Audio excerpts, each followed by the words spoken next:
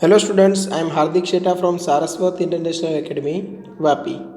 आज हम standard 12 subject physics chapter number 6 electromagnetic induction को आगे बढ़ाते हैं। तो एग्जाम्पल 6.6 से स्टार्ट करते हैं। ठीक है, क्वेश्चन देखो।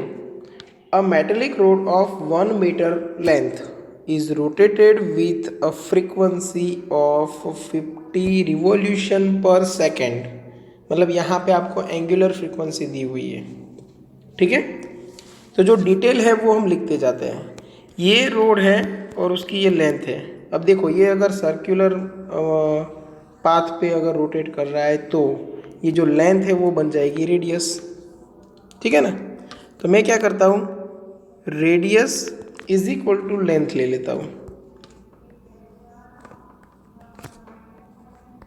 और वो आपको दिया हुआ है 1 मीटर। ओमेगा दिया हुआ है आपको 50 रिवॉल्यूशन पर सेकेंड, बट यहाँ पे हम क्या करते हैं, रेडियन पर सेकेंड में कन्वर्ट कर देते हैं। तो 1 revolution equal to how much radian, 2 pi radian. तो ये आपको मिल गया 314 रेडियन पर सेकेंड। ठीक है, आगे बढ़ते हैं। with one end hinged at the center and other end at the circumference of the circular metallic ring of radius 1 metre. Okay, मतलब एक एंड यहाँ पे सेंटर पे है और दूसरा एंड है वो कहाँ पे है, तो सरकमफरेंस पे, कहाँ, किसकी, सर्कुलर रिंग की। और यहाँ से ये अटे ऐसे ही रोटेट कर रहा है। ठीक है, okay. About an axis passing through the centre and perpendicular to the plane of the ring. Okay, a constant and uniform magnetic field of 1 tesla. Magnetic field आपको दिया हुआ है 1 tesla. Parallel to the axis is present everywhere. What is the EMF between the centre and the metallic ring. मतलब ये centre और ये metallic ring का जो एंडिंग पॉइंट है, उन दोनों के बीच में क्या पोटेंशियल डिफरेंस जनरेट होगा, मतलब कौन सा, मतलब कितनी वैल्यू का ईएमएफ यहाँ पे जनरेट होगा, वो आपको फाइंड करना है। चलो, क्वेश्चन समझ में आ गया। ठीक है, अब देखते हैं कि इसमें कंसेप्ट कौन सा यूज़ करना है। तो बिल्कुल यही जो हमने यहाँ पे यूज़ किया था मोशनल ईएमएफ के टाइम पे। ठीक है, तो मोशनल ईएमएफ का फॉर्मूला क्या था, ईएमएफ इक्वल टू BLV, है ना।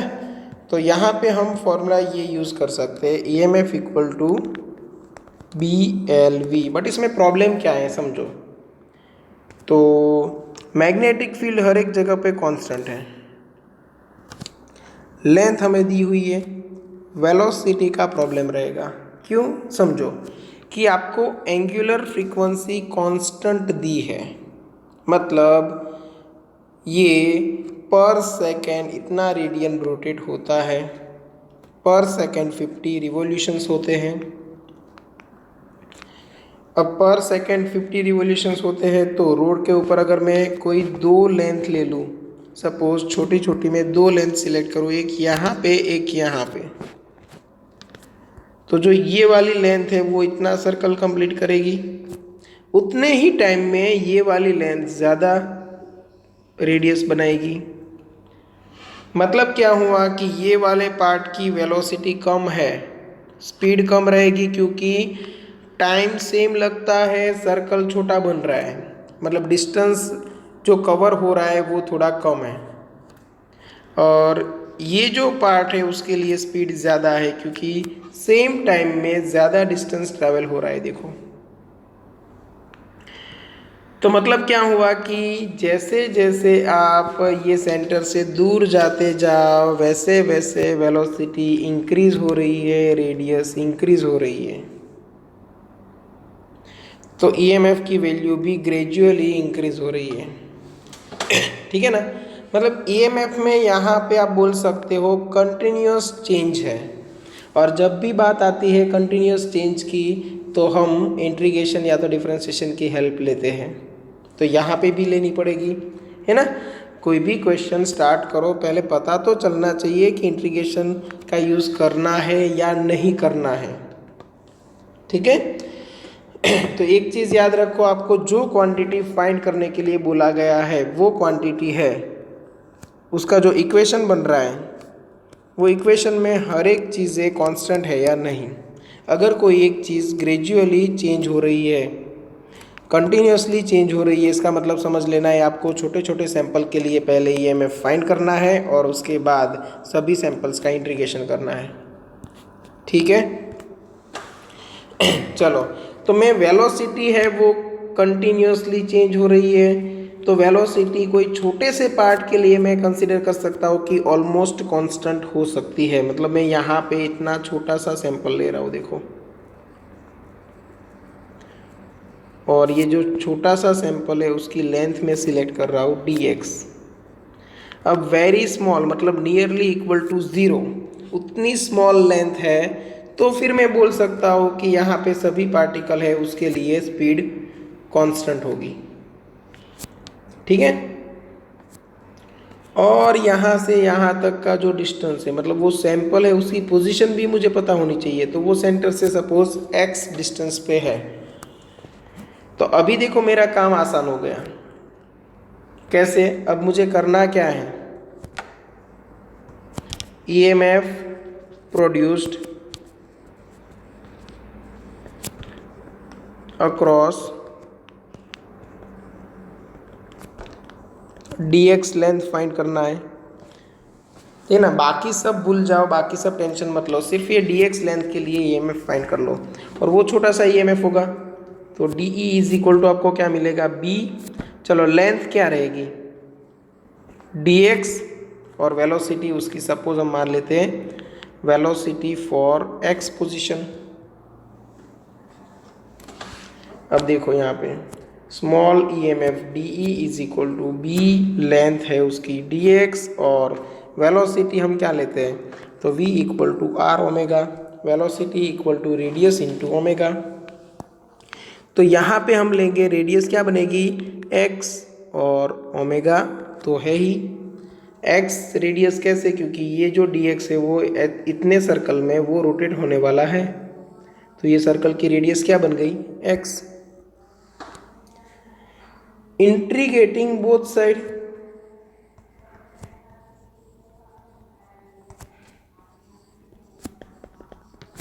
दोनों साइड आप इंटीग्रेशन कर लो। चलो, तो इंटीग्रेशन ऑफ DE मिलेगा और उस साइड आपको जो कांस्टेंट मिल रहा है वो बाहर निकाल लो, मतलब B और ओमेगा कांस्टेंट है, और इंटीग्रेशन के अंदर जाएगा x dx। और कहाँ से कहाँ तक, 0 से लेके R तक। क्यों? क्योंकि आपको जो ये छोटे छोटे सैंपल्स है वो यहाँ से स्टार्ट करके छोटे छोटे सैंपल रखते जाना है, कहाँ तक, लास्ट तक। तो ये पूरे लेंथ के लिए आपको EMF मिल जाएगा, ठीक है। चलो, EMF E equal to B omega x का इंटीग्रेशन x²/2 और 0 से लेके कैपिटल R तक। तो ये आपको आंसर मिल गया half B omega R²। Competitive exam के लिए ये वाला जो इक्वेशन है वो आप शॉर्टकट की तरह यूज़ कर सकते हो, ठीक है। बस अभी तो इक्वेशन मिल गया, सिर्फ वैल्यू रखनी है। EMF equal to half, magnetic field आपको दिया हुआ है 1 टेस्ला, ओके। ओमेगा है 314 और रेडियस 1 है, तो ये आपको मिल गया 157 वोल्ट, ठीक है। बाकी का काम आसान है, क्लियर यहाँ तक। चलो, इतना सॉल्यूशन है एग्जाम्पल 6.6 के लिए। सेकेंड मेथड भी टेक्स्ट बुक में आपको दी हुई है, वो भी आप यूज़ कर सकते हो, ठीक है। दोनों में आपको आंसर सेम ही मिलेगा, दोनों में से एक मेथड का यूज़ आपको एग्जाम में करना है, okay. Okay, question number 6.7। A wheel with 10 metallic spokes, each 0.5 meter long, ठीक है। तो यहाँ पे मतलब आपको रेडियस दी हुई है, सेम वही क्वेश्चन यहाँ पे रिपीट हो रहा है, जो प्रीवियस क्वेश्चन है ना वही। तो यहाँ पे हम डिटेल लिख लेते हैं। सबसे पहले रेडियस आपको दिया हुआ है 0.5 मीटर, जो लेंथ है वही बन जाएगी रेडियस। नंबर ऑफ स्पोक्स कितने हैं? 10। Okay, is rotated with a speed of 120 revolution per minute. तो ओमेगा आपको दिया हुआ है 120 रिवोल्यूशन पर मिनट। तो आप क्या करोगे, रेडियन पर सेकेंड में कन्वर्ट करोगे। 1 रिवोल्यूशन मतलब 2 पाई रेडियन, और 1 minute equal to 60 second.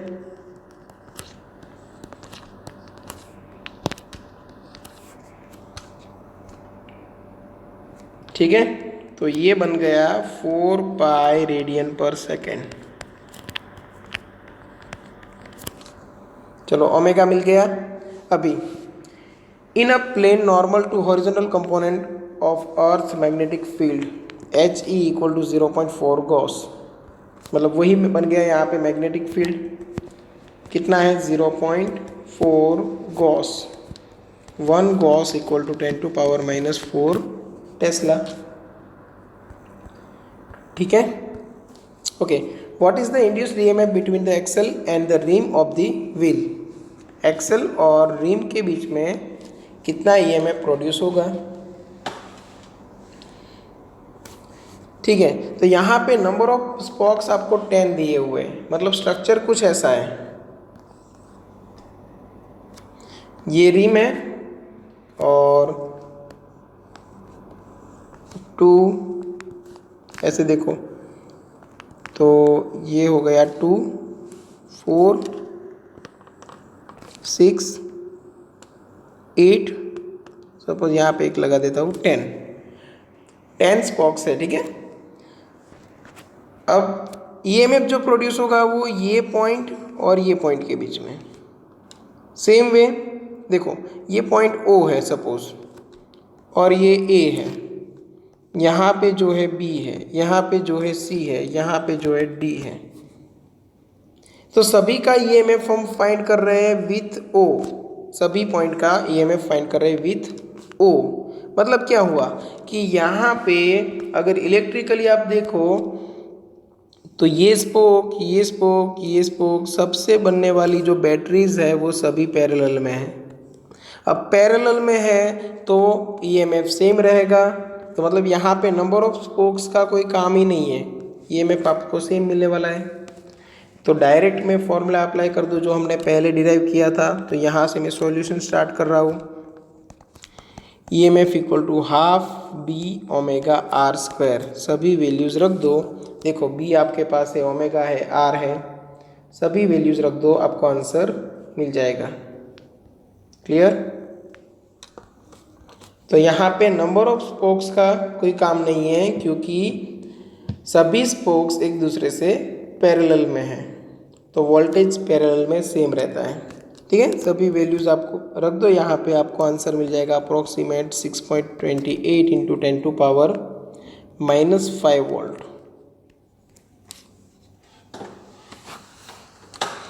Okay, अब स्टार्ट करते हैं एग्जाम्पल 6.8। ये अच्छे से समझना है। ठीक है, example 6.8, refer to figure 6.12a। Figure को ध्यान में रखो।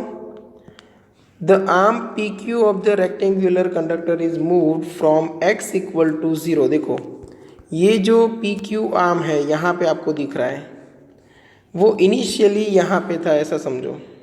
इनिशियली यहाँ पे है, x इक्वल टू 0 लाइन पे। ठीक है, अब क्या कर रहे हैं देखो, आउटवर्ड्स मतलब बाहर की ओर उसको लेके जा रहे हैं। The uniform magnetic field is perpendicular to the plane and extend from x equal to 0 to x equal to b and is 0 for x greater than b। मतलब यहाँ तक मैग्नेटिक फील्ड है, जहाँ आपको डायग्राम में दिख ही रहा है, यहाँ तक मैग्नेटिक फील्ड है, इससे बाहर की ओर मैग्नेटिक फील्ड 0 है।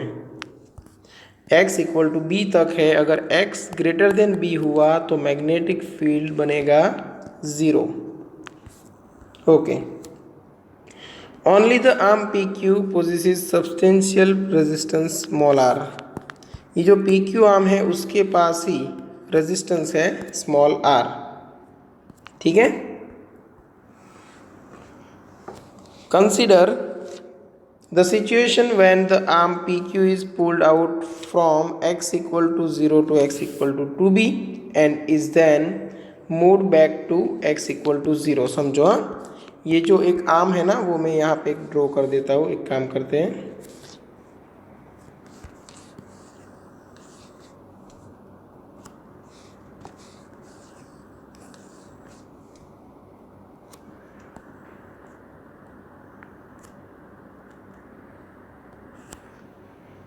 चलो इनिशियली देखो यहाँ पे है, अब उसको हम धीरे धीरे धीरे धीरे धीरे धीरे धीरे कहाँ तक लाते हैं, x इक्वल टू 2b तक, फिर वापस लेके जा रहे हैं x इक्वल टू 0 तक। देखो मोशन यहाँ से यहाँ तक है, समझना, 0 से 2b, 2b से वापस 0। ओके, चलो करना क्या है हमें, obtain expressions for flux, induced EMF, for the force necessary to pull the arm and the power dissipated as joule heat। Sketch the variation of these quantities with distance। Distance के साथ हमें ये variations को sketch करना है। ठीक है, one by one हम देखते हैं। सबसे पहले एक्सप्रेशन किसका फाइंड करना है, फ्लक्स के लिए। अब फ्लक्स को आप अच्छे से समझो, फ्लक्स को अच्छे से समझो। फ्लक्स का फॉर्मूला है बी ए कॉस थीटा, और कॉस थीटा तो यहाँ पे 0 रहेगा, कॉस 0 इक्वल टू 1 रहेगा, सॉरी। ठीक है, तो फ्लक्स यहाँ पे मिल रहा है मैग्नेटिक फील्ड इनटू एरिया। ठीक है, तो जैसे जैसे मैं ये आर्म को इस तरफ में शिफ्ट करता जाऊँ, ये जो आर्म है उसको जैसे जैसे मैं शिफ्ट कर रहा हूँ और यहाँ तक ला के रखता हूँ, तब तक मैग्नेटिक फील्ड इंक्रीज होगा, सॉरी मैग्नेटिक फ्लक्स इंक्रीज होगा। क्यों इंक्रीज होगा, क्योंकि number of field lines passing through given area increase हो रही है। या तो आप मैथमेटिकली देखो तो मैग्नेटिक फील्ड कांस्टेंट है और एरिया इंक्रीज हो रहा है, और एरिया इंक्रीजिंग है इसलिए फ्लक्स भी इंक्रीजिंग है। बट आफ्टर दैट आप सोचोगे कि एरिया इंक्रीज हुआ, देखो अभी भी एरिया तो इंक्रीज हो ही रहा है, क्योंकि पहले एरिया था यहाँ से यहाँ तक, मतलब इतना एरिया था। अभी जो एरिया बना वो ये पूरा एरिया बना, एरिया कवर्ड बाय लूप अभी इंक्रीज हो गया। तो आप सोचोगे एरिया इंक्रीज हो रहा है अब भी, तो फ्लक्स भी इंक्रीज होना चाहिए, बट ऐसा नहीं है। क्यों, क्योंकि एरिया इंक्रीज हो रहा है बट मैग्नेटिक फील्ड यहाँ पे डिक्रीज होगा। कैसे, क्योंकि इतने एरिया में मैग्नेटिक फील्ड कांस्टेंट था, नॉन ज़ीरो था, बट यहाँ पे मैग्नेटिक फील्ड ज़ीरो है। तो अब एवरेज लेने जाओगे तो मैग्नेटिक फील्ड डिक्रीज होगा, और एवरेज लेना उतना इजी नहीं है। बट यहाँ पे आप अलग नज़र से देखो तो मैग्नेटिक फ्लक्स यहाँ आने के बाद, समझो मैग्नेटिक फ्लक्स है वो x इक्वल टू बी के बाद कांस्टेंट हो रहा है। कैसे, समझो मैग्नेटिक फ्लक्स का मेन कंसेप्ट ये है कि number of field lines passing through given area, number of field lines passing through given area. अब समझो जब ये रोड यहाँ पे था तब फील्ड लाइंस कितनी पास हो रही थी, हम काउंट करते हैं 1 2 3 4 5 6 7 8 9 10 11 12 13 14 15 16 17 18 19 20 21 22 23 24, है ना। तो टोटल 24 फील्ड लाइंस पास हो रही थी फॉर एग्जांपल। अब उसको हम यहाँ से यहाँ तक लेके आए तो अभी जो पास हो रही है वो 25 26 27 28 36 अराउंड समथिंग, ठीक है ना। तो number of field line increase हुई इसलिए फ्लक्स इंक्रीज हो रहा है। बट आफ्टर दैट मैं अगर इसको यहाँ तक लेके आऊँ तो नंबर ऑफ फील्ड लाइन्स तो इतनी ही पास हो रही ना लूप में से, मतलब फ्लक्स अभी कांस्टेंट हो गया। ये रोड को बाहर की ओर मैं कैसे भी घुमा के लेके जाऊँ, ये जो रोड आपको नज़र आ रहा है उसको मैं कैसे भी घुमाऊँ, नंबर ऑफ फील्ड लाइन्स आपको उतनी ही नज़र आएगी। ठीक है, इसीलिए x इक्वल टू बी से x इक्वल टू 2b तक मतलब आप यहाँ से यहाँ तक जाओ या यहाँ से वापस आओ, तब तक मैग्नेटिक फ्लक्स कांस्टेंट रहेगा। क्यों? क्योंकि magnetic field lines passing through given area constant बन रही है। ठीक है, अभी हम यहाँ पे मैथमेटिकली रिप्रेजेंट करते हैं। सबसे पहली बात करते हैं हम फ्लक्स के लिए। चलो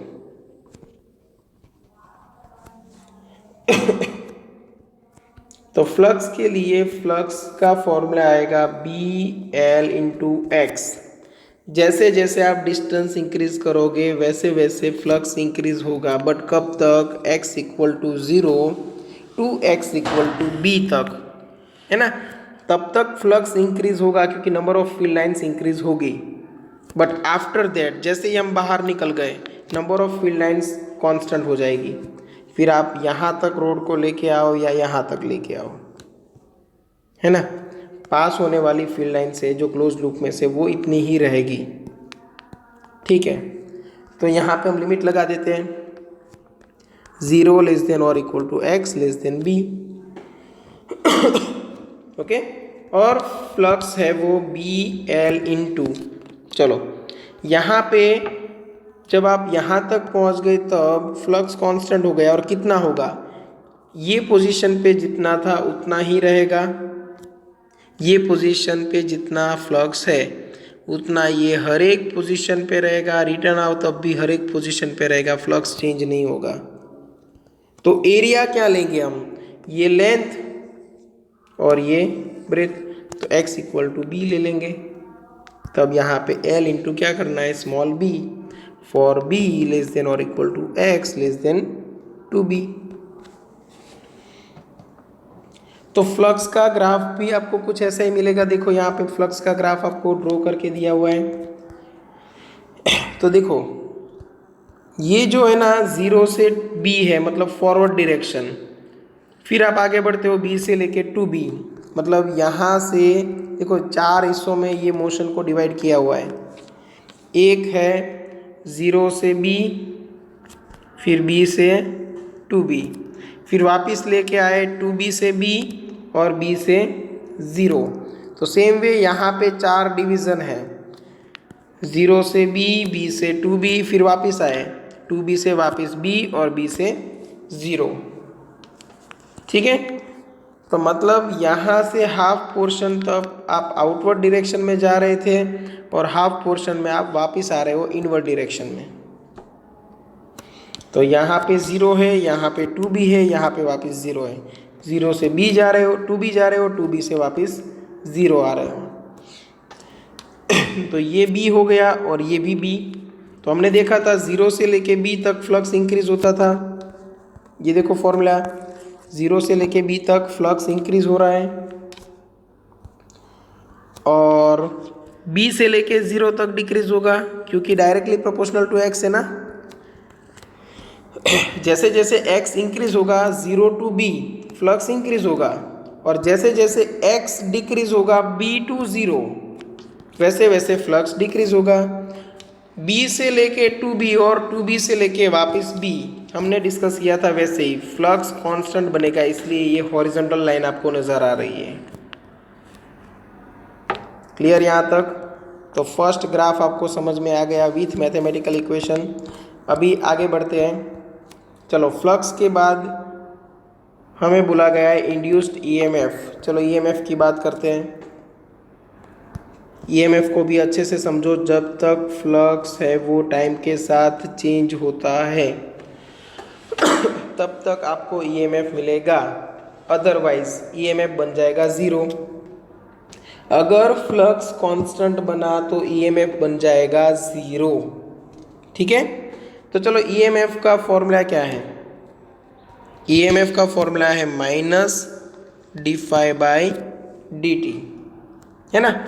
तो ये बन जाएगा minus D by D T, और फ्लक्स क्या रहेगा? B L X. हम पहले बात कर रहे हैं 0 से लेके बी तक की, तो यहाँ पे माइनस बी एल और D x by D T मतलब वेलोसिटी बन गई v। तो ये बन गया माइनस बी एल वी। कहाँ से कहाँ तक? 0 less than x less than b तक, 0 लेस देन और equal to x less than और equal to less than b तक। ये ईएमएफ का फॉर्मूला है। और ईएमएफ बन जाएगा 0 कब? जब फ्लक्स बनता है कांस्टेंट। यहाँ पे देखो x नहीं है, बी एल बी, ये कांस्टेंट, ये कांस्टेंट, ये भी कांस्टेंट। मतलब फ्लक्स अगर कांस्टेंट है तो फिर ईएमएफ बन जाएगा 0। तो b लेस देन और equal to x less than b के लिए आपको ईएमएफ मिल रहा है 0। ठीक है। अब यहाँ पे वेलोसिटी की डायरेक्शन भी देखो। फॉरवर्ड डायरेक्शन में अगर आप वेलोसिटी पॉजिटिव ले रहे हो तो बैकवर्ड डायरेक्शन में जब वापस आओगे b टू 0, समझो 0 टू b आप पॉजिटिव ले रहे हो, तो जब हम b टू 0 आ रहे हैं तब आपको वेलोसिटी लेनी पड़ेगी नेगेटिव, और नेगेटिव और ये नेगेटिव बन जाएगा पॉजिटिव। ठीक है। इसीलिए देखो यहाँ पे आपको ईएमएफ मिल रहा है इतने पार्ट के लिए नेगेटिव, क्योंकि वेलोसिटी पॉजिटिव है, और जब वेलोसिटी नेगेटिव बनेगी तब ईएमएफ बन जाएगा पॉजिटिव, और ईएमएफ आपको मिलेगा कांस्टेंट, क्योंकि यहाँ पे देखो b कांस्टेंट, l कांस्टेंट, और अभी वेलोसिटी भी आपको कांस्टेंट दी हुई है। ठीक है।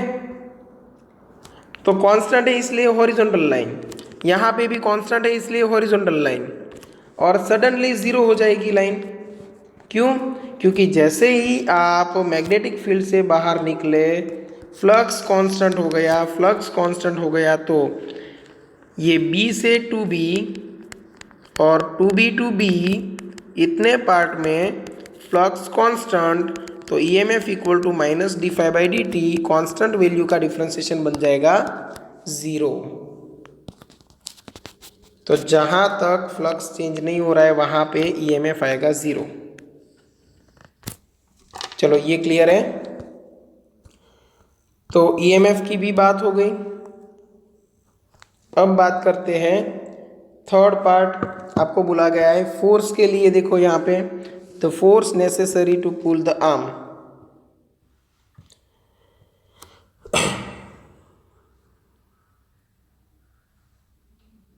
ठीक है। तो अब बात करेंगे फोर्स के लिए।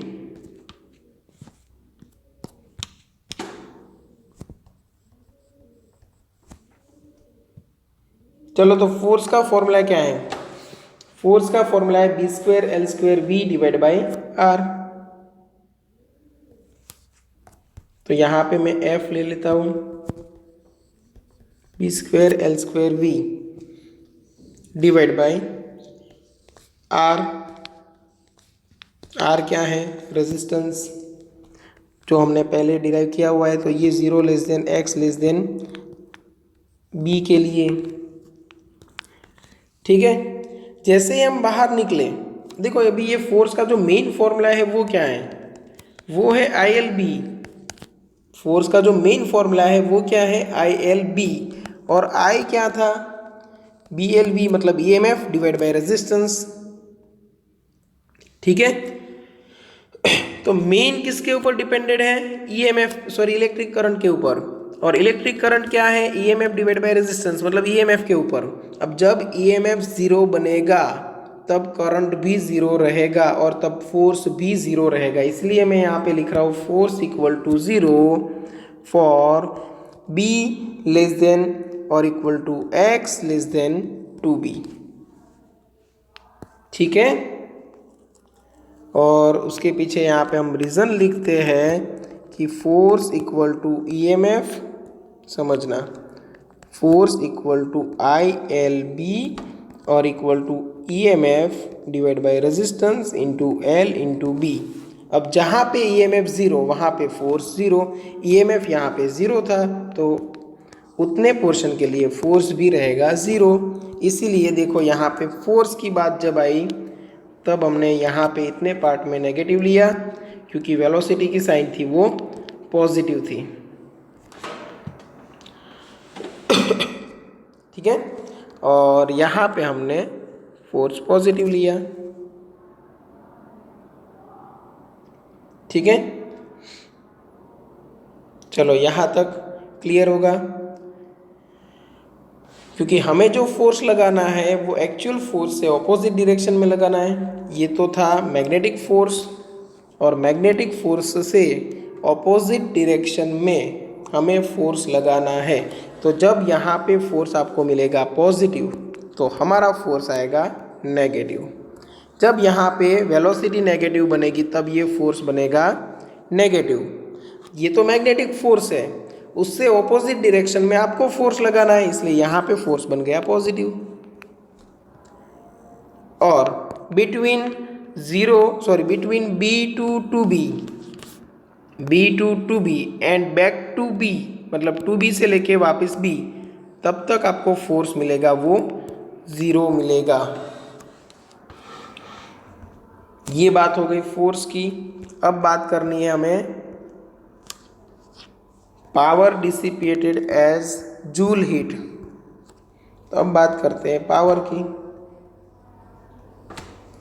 चलो, पावर के लिए हमने फॉर्मूला कौन सा डिराइव किया था? तो पावर के लिए हमने फॉर्मूला डिराइव किया था B² L² V² divide by R। और कहाँ से कहाँ तक आएगा ये? 0 लेस देन और equal to x less than b। क्यों? क्योंकि जहाँ पे EMF ज़ीरो है, जहाँ पे EMF ज़ीरो है वहाँ पे पावर लॉस होगा ही नहीं, क्योंकि कोई करंट होगा ही नहीं। तो ये b लेस देन और equal to x less than 2b के लिए आपको पावर डिसिपेटेड मिलेगा ज़ीरो। एक चीज़ और अच्छी है यहाँ पे वेलोसिटी का स्क्वायर है, मतलब वेलोसिटी पॉजिटिव है या नेगेटिव है, पावर लॉस आपको पॉजिटिव मिलेगा। तो पावर लॉस यहाँ पे दोनों डिवीज़न के लिए, मतलब 0 to b जाओ या तो b to 0 जाओ, पॉजिटिव मिलेगा क्योंकि वेलोसिटी का स्क्वायर आ रहा है। और यहाँ पे between B to B and to B ये वाले पोर्शन में पावर लॉस आपको मिलेगा ज़ीरो, क्योंकि EMF ज़ीरो है। EMF ज़ीरो तो करंट ज़ीरो, करंट ज़ीरो तो पावर लॉस भी ज़ीरो। ठीक है, तो ये पूरा क्वेश्चन आपको समझ में आ गया होगा। अगर किसी को कहीं पे डाउट है तो एनी टाइम आप कांटेक्ट कर सकते हो। ये तीनों क्वेश्चन अच्छे से सॉल्व कर लेना, ठीक है, खुद से। और अगर कहीं पे डाउट है तो कांटेक्ट कर सकते हो। नेक्स्ट लेक्चर में हम यहाँ से सिलेबस को आगे बढ़ाएंगे। Okay, thank you.